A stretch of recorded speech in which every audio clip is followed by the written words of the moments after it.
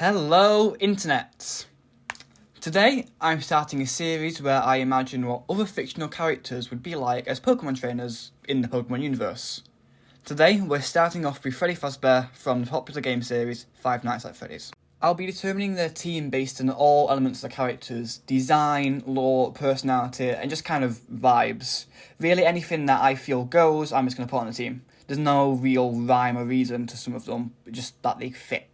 So, for the first member of the team, I thought we'd start with something fairly obvious. Freddy Fazbear is a bear, and hence needs a bear Pokemon. So I decided on Beware. You might ask why I picked Beware instead of Pokemon more similar designed to Freddy like Ursaring. Well, Beware is a Pokemon that looks adorable and friendly, loving hugs and essentially being a massive teddy bear, but is actually incredibly deadly, crushing the spines of those it gives an embrace. This fits in with Freddy's whole vibe about appearing like a friendly, lovable mascot akin to Chuck E. Cheese, but actually being a horrible, deadly monster that will happily kill you. And I thought, since they both have a similar trend of appearing cute but actually being really deadly, it's a better fit for a team than something that just looks more similar to Freddy like Ursaring, because I don't really see many similar qualities between the two other than the fact that they're both bears. Next, I thought I'd touch on the more ghostly side of Freddy. You know, with him being an animatronic possessed by the soul of a dead child. Just lovely, that is. This gave me the ideas for two Pokemon in particular. The first of these was Rotom. This is because Rotom is a ghost electric Pokemon that possesses machines. This makes it incredibly similar to Freddy, as his whole thing is that he's a machine possessed by a ghost, which is literally what Rotom does. I especially think that the Rotom Heat form would work here the best, because FNAF has a recurring relationship with fire, with most of the locations end up burning down in one way or another. The other Pokemon inspired by Freddy's ghostly nature was Phantump.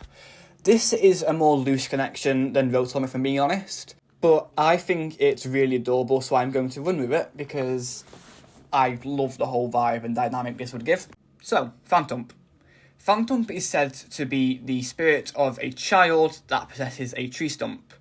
And while, Freddy Fazbear is fairly obviously not a tree stump, they are both the spirits of dead children possessing random objects, which is just a weirdly specific connection between the two, and it felt too perfect not to include. Also, Phantump is said to use its childlike voice to lure adults into the woods. This is very similar to how a lot of FNAF goes, with the animatronics often using their children's souls to trick and deceive adults by making them think children are in danger. And even though the whole mimicking children thing isn't something that the main man Freddy himself actually does that often, it's still very fitting with the franchise's part of, and just more of a bonus point that I think make Phantump work even more. The next Pokemon is also a really adorable ghost type, this one being Drifloon. Drifloon either famously drags away children to the afterlife. It's mentioned in many of its Pokédex entries and was even nodded to in Legends Arceus. This is in line with the behaviour often shown by animatronics, with them often luring children away and then the children ending up less alive than they were before, so to speak. We even see them trying to do this with both Jason in the Silver Eyes books and with Abby in the new film. In addition, balloons is a very popular thing in the FNAF franchise, with most of the locations having an obnoxious amount of them drifted around. Hell, in the FNAF World game, balloons is the name of an attack. Not one known by Freddy, but still feels relevant to bring up. And, it wouldn't be out of place to see a Drifloon in a Freddy Fazbear's Pizzeria if it wasn't, a Pokemon. It just seems natural. So, with all those factors considered, I think Drifloon would be an excellent choice to be put on this team. For the fifth slot, I'd give it to Zoroark. Zoroark, for one, has the lovely dark typing, or the evil typing if you translate it from Japanese, which just perfectly fits a horror character like Freddy, especially the fact that he's a villain. Well, depends how you look at it, but still. In addition to this, Zoroark's whole gimmick is illusions, and any long-time FNAF fan gets flashbacks from hearing illusions because of the whole illusion disc fiasco in the Silver Eyes books, and in this location, it's just been continuing throughout the games. And it's not just the discs that cause the illusions in the FNAF world. Many supernatural forces end up giving the player character visions, hallucinations, and causing illusions to be able to trick and confuse the player, often leading to game overs or just to distract you from real threats in the franchise. In addition, in the Zoroark film, we see Zoroark being painted as a villain, as the cause of problems, where he's actually a victim to a larger, bigger threat that the characters don't see coming until it's too late. This is the same with Freddy Fazbear and the animatronics. They were victims of William Afton, the purple guy, Springtrap, Glitchtrap, whatever the hell you want to call him. He's had like a million names at this point. But still, they both have that persecuted against their will, despite the fact they're not the ones causing harm in the franchise, which is just kindred spirits like that I'd really rare to come across. So I think they make a perfect match for each other, which is why I think Zoroark should be the next member of the team. And finally, Freddy's ace would be Darkrai. So for one, Darkrai is a dark type, which is, perfect for a horror monster.